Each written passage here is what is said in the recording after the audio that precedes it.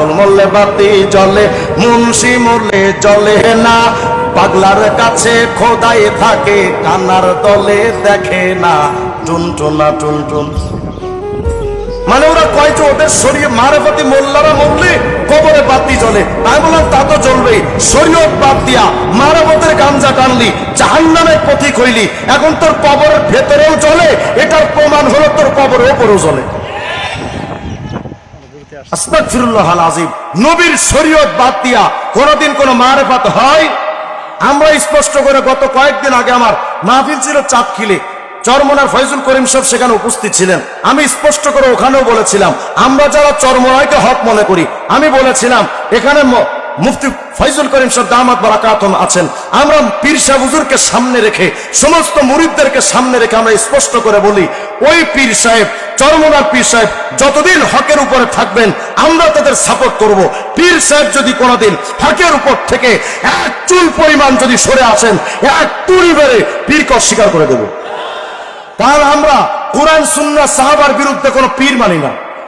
কোরআন সুন্নাহ সাহাবা বাদ দিয়া, ইসলামকে বাদ দিয়া চট্টগ্রাম জেলায় এক বাবা আছেন, নাম তার মাইজ ভান্ডারী আছে না? আর কথা বলে না।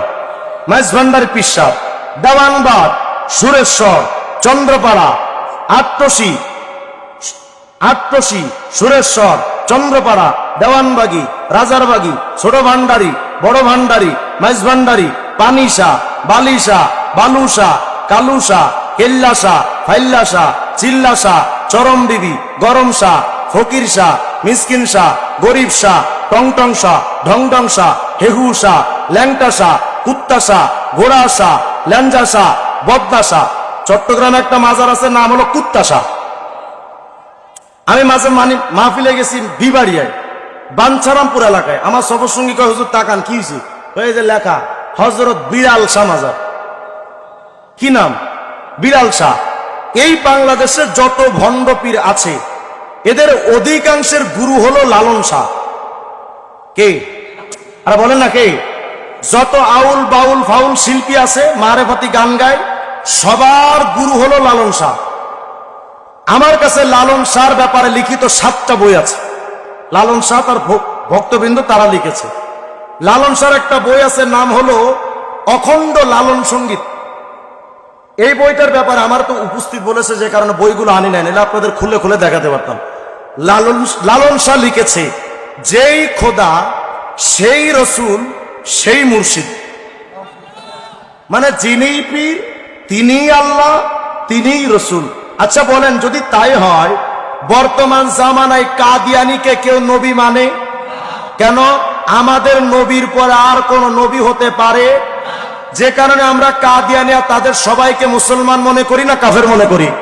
আচ্ছা, কাদিয়ানী তো একজন নবী দাবি করার কারণে তার অনুসারীদেরকে যদি কাফের কন, কোন যেই সমস্ত ভণ্ড পীররা কয় পীরই খোদা, পীরই নবী, তো একজন কাদিয়ানী নবী দাবি করলে সে যদি কাফের হয়, বাংলাদেশে 3 লক্ষ পীর যদি হয়, সব পীররা যদি নবী হয়, তাহলে অন্তত 3 লাখ নবী আছে। কথা কয় না? তারা বলে যে পীরই খোদা। আল্লাহ কয়জন? কথা কয় না।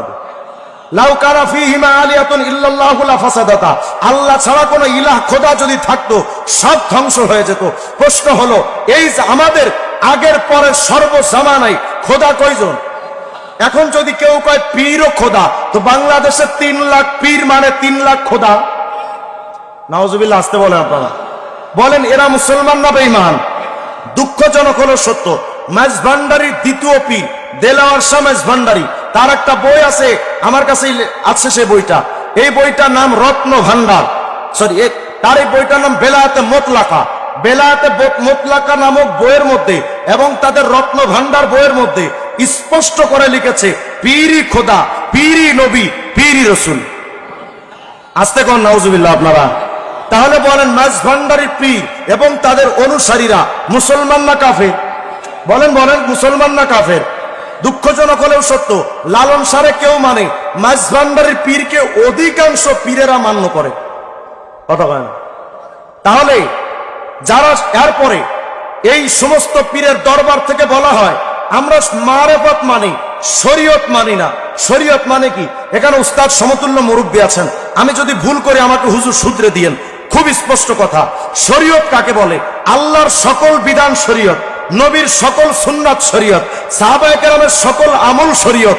এই টোটাল ইসলামী আকীদার বাউন্ডারির নাম শরীয়ত। এখন যদি কেউ বলে আমি শরীয়ত মানি না, তার অর্থ দাঁড়ায় আমি আল্লাহকেও মানি না, রাসূলও মানি না, সাহাবায়ে কেরামকেও মানি না।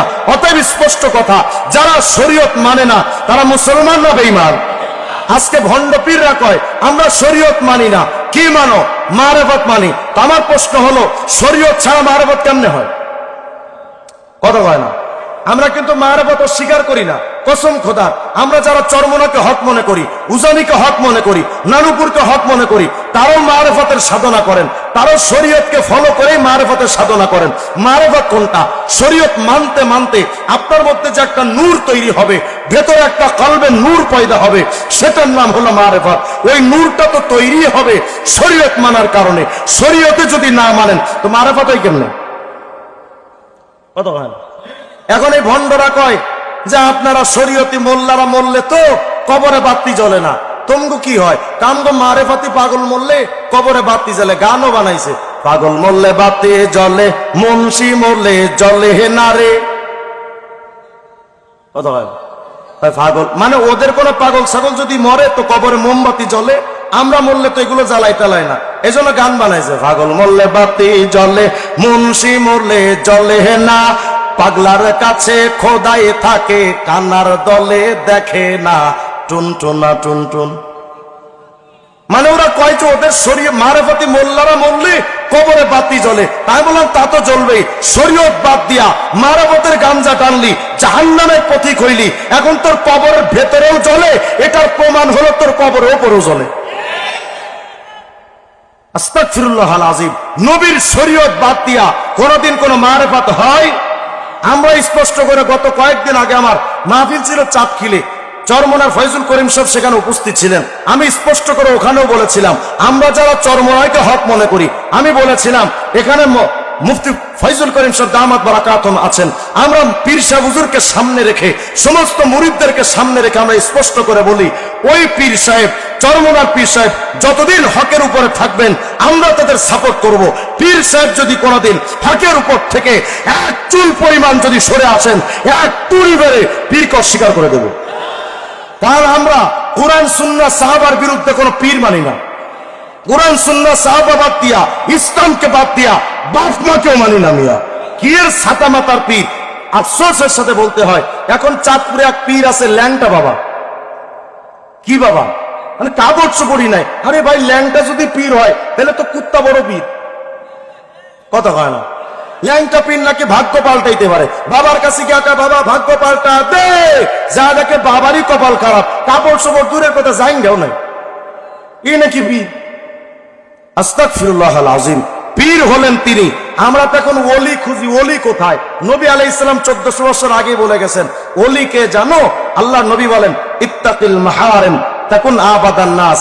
গুনাহ ছেড়ে দাও, তুমি পৃথিবীর সর্বশ্রেষ্ঠ আল্লাহওয়ালা। তো যেই লোকটা যত গুনাহ ছাড়বে সে তত বড় আল্লাহওয়ালা। কারামত প্রকাশ পাক অথবা না পাক, সবচেয়ে বড় পীর তিনি। গুনাহ ছেড়ে দিবেন যিনি, সবচাইতে বড় আল্লাহর মহব্বতের আল্লাহওয়ালা ব্যক্তি তিনি। নবীর সুন্নাত অনুযায়ী চলবেন যিনি, নবীর সুন্নাত বাদ দিয়া একসাথে নারী পুরুষ নিয়ে গান বাদ্য করবা, এটা কোনোদিন পীর হতে পারে না।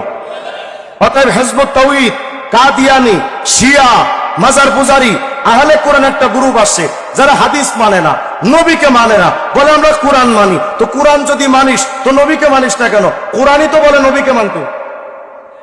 কথা হয় না? আহলে কোরআন নাম দেয়া তো আমরা কোরআন মানি, তো কোরআন মানলে তো নবীকে আগে মানতে হবে। অতএব যারা কয় আমরা নবী মানি না কোরআন মানি, এরা মিথ্যাবাদী।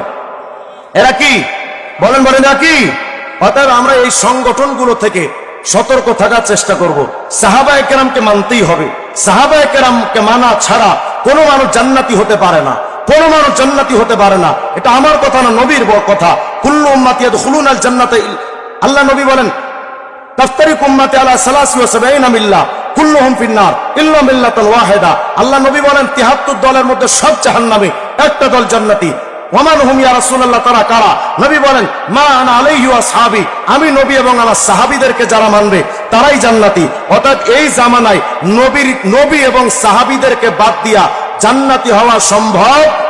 অর্থাৎ বলেন সাহাবায়ে কেরাম সত্যের মাপকাঠি, বলেন সবাই বলেন সাহাবায়ে কেরাম সত্যের মাপকাঠি। এ ব্যাপারে কারো সন্দেহ থাকার সুযোগ। যদি কেউ বলে সাহাবায়ে কেরাম সত্যের মাপকাঠি নন, আমরাও তাদেরকে বলি আপনারাও সত্যবাদী নন। একমত ইনশাআল্লাহ? আল্লাহ তাআলা আমাদের সকলকে কথাগুলোর প্রতি আমল করার তৌফিক দান করেন, বলেন আমিন।